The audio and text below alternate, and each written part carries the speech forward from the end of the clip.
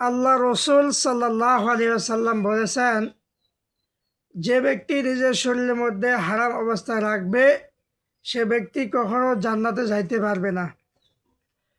লা ইয়াদখুলুল জান্নাতা জাসাদুন গুযিয়া বিল হারাম। হারাম ভক্ষণ যারা করবে তারা কখনো জান্নাতে প্রবেশ করতে পারবে না।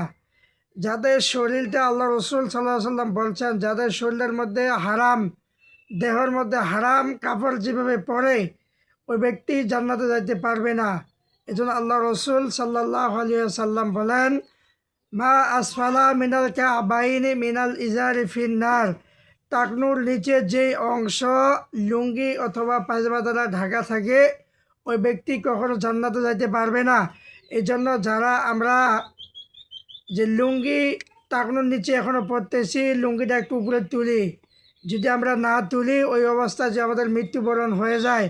এর জন্য আল্লাহ তাআলা বলেছেন, অনাহশুরুহুম ইয়াউমাল কিয়ামা, কিয়ামতের দিন ওই ব্যক্তিকে, যে ব্যক্তি যে অবস্থায় মৃত্যুবরণ করবে ওই ব্যক্তিকে ওই অবস্থায় আল্লাহ তাআলা তাকে কিয়ামতের ময়দানে তুলবেন। এই জন্য ভাই, আমরা হারাম অবস্থায় মৃত্যুবরণ না করি, হারাম অবস্থা যাতে আমাদের খানাপিনা না হয়। এর জন্য সম্মানিত ভাইয়েরা, আমি সকলকে অনুরোধ করব, আল্লাহ রসুল সাল্লাল্লাহু আলাইহি ওয়াসাল্লাম যেটি কথা বলেছেন আমাদেরকে প্রত্যেকটি কথা মেনে নেওয়ার জন্য তৌফিক দান করুক।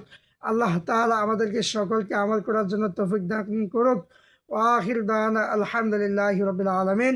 আসসালামু আলাইকুম ওয়া রাহমাতুল্লাহি ওয়া বারাকাতুহু।